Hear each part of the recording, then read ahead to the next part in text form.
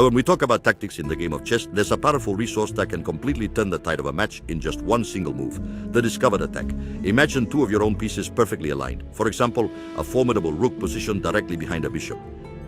The bishop is in front, seemingly active, but in reality, it's blocking the rook's action. If you move the bishop, the rook suddenly gets an open line and attacks. That is a discovered attack, moving one piece to free up the attack of another. The strength of this particular tactic lies in its element of surprise. Your opponent will typically concentrate on the visible piece, not the one that's cleverly concealed behind it. And then, when that front piece finally moves, the hidden threat suddenly emerges. First, a classic example. You have a rook on e1 and a knight on e5. Behind the knight, the rook is aiming directly at the opponent's queen on e8. If the knight moves to f7, delivering a check, it clears the path, and the rook attacks the queen. Your opponent must respond to the check and will lose material.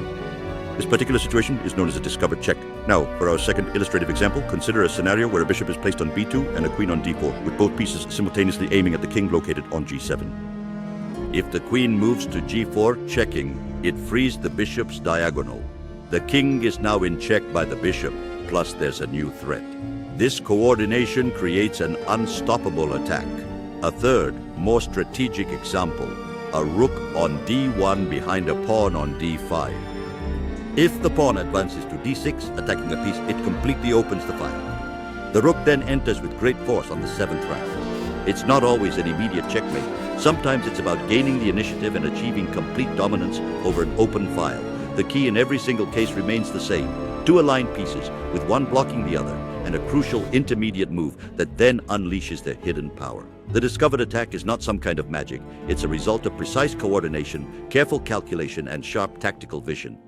Start searching for those hidden pieces in your games. That's where brilliant combinations are truly born. BlackChess Academy, the best chess training.